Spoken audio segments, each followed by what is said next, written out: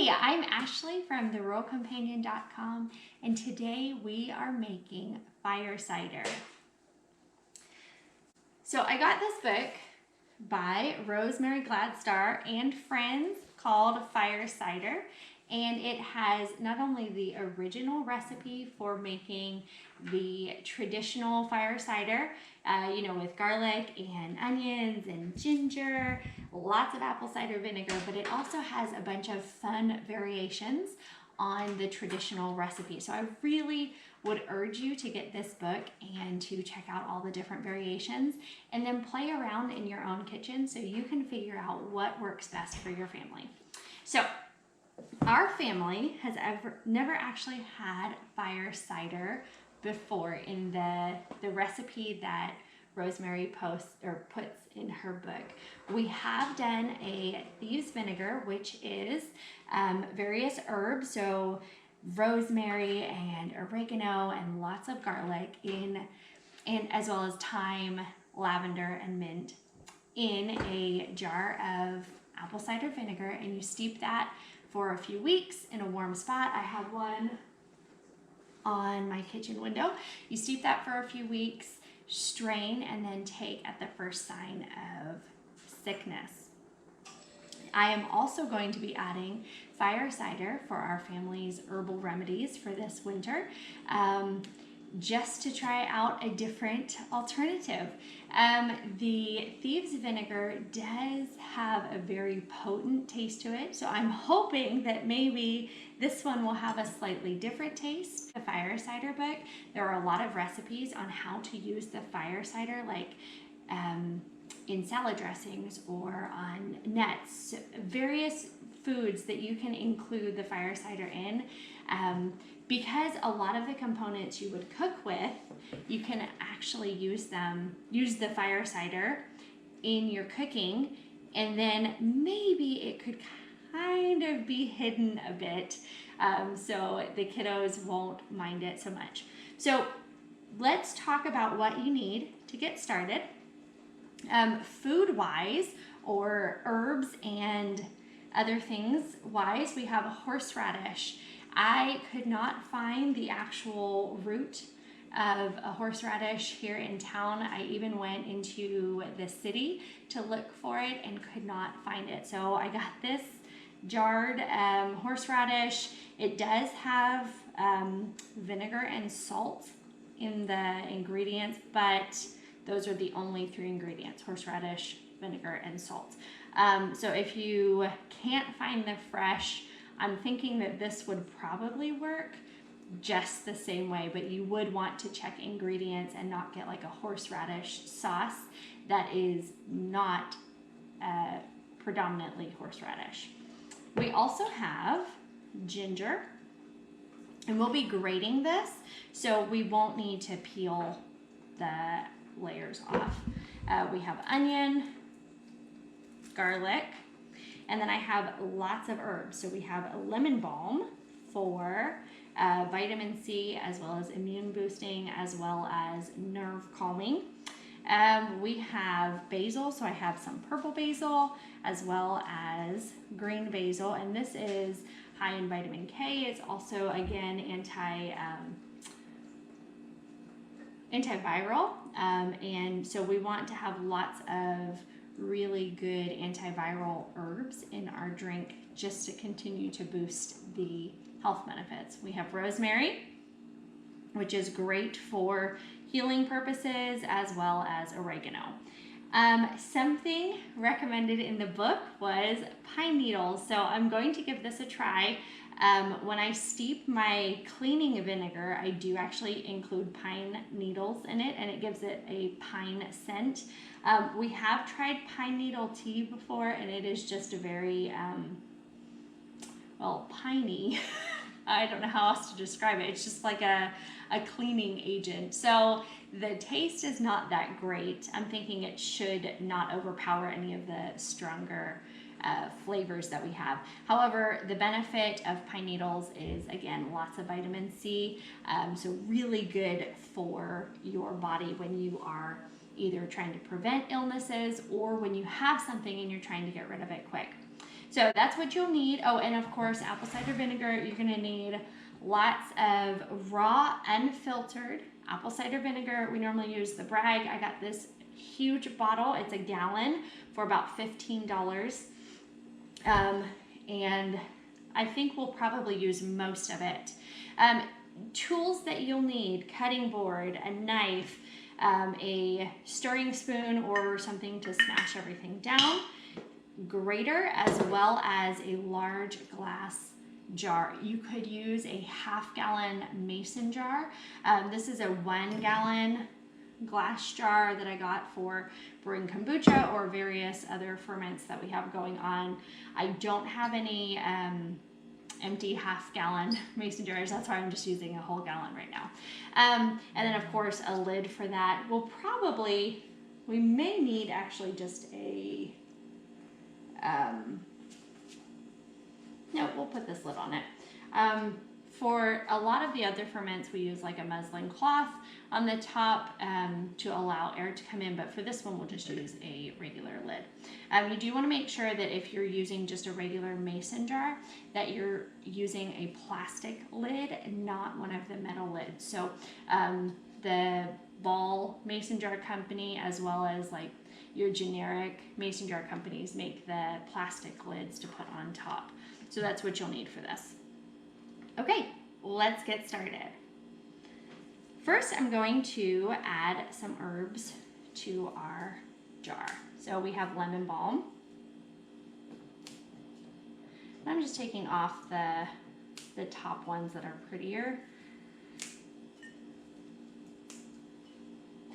And then over here on the floor, because you're going to see me drop stuff down here, not just throwing it on the floor, we have a scrap bucket for our chickens, so they get all the leftovers that we don't use. So while I'm doing the herbs, I wanted to share with you what I did. So this morning I went out first thing and collected the herbs that I was going to use for our fire cider. And when you collect them in the morning, you're going to get the best nutrients possible for the herbs. And then I brought them inside and rinsed them off. Now, if you have had rain overnight, you won't need to rinse them. And if you don't live on a dirt road like we do, you probably won't need to rinse them. But because we were so close to the dirt road, I did rinse the herbs just with water, and I shook them off really good. And then I put them in a oven. I put them in my oven for about 170 degrees for, I would say, about 5 minutes with the heat on, and then I turned the heat off, and that just eliminated the rest of the moisture that was on the herbs, because we don't want to add any water into our pot. Okay, I'm going to keep working.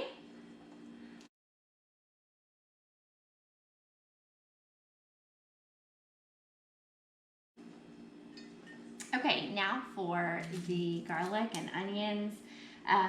The garlic, it says that for a standard size recipe, you're going to want about 1/4 cup of chopped garlic.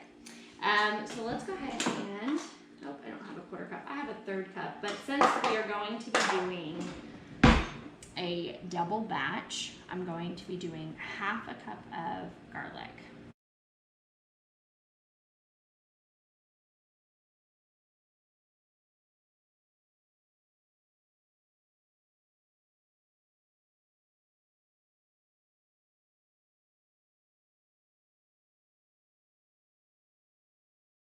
Okay, so, in a moment, what do you think? It smells like, what's it called? Do you want to get out the... Cauliflower. Oh, does it? Yeah. Yeah, do you want to get out the gray spatula and dump it in our pot?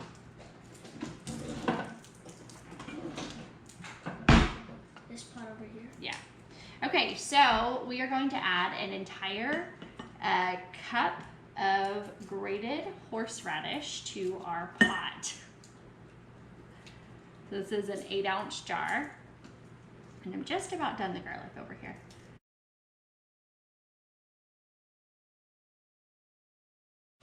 Okay, and then we also will need about 1/2 cup per 1/2 gallon batch, or 1 whole cup in our case, of chopped onion. And And that looks to be about 1 whole onion, honestly. So I may double it.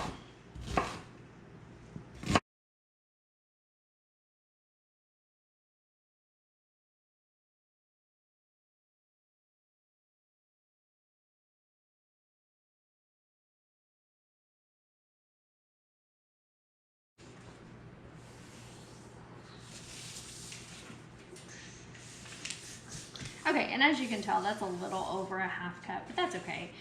Most of these recipes, or most of the amounts for each item is more or less to taste. So make a standard batch. I'll put that recipe in the show notes below. Make the standard batch first and see what you think about it before you change it up. You can also put some peppers in there, so jalapenos, habaneros, red chili peppers, cayenne peppers if you want, but keep in mind the spicier the pepper, the spicier your drink will be. So let's go ahead and add this grated ginger, and now we are going to top the whole thing with apple cider vinegar.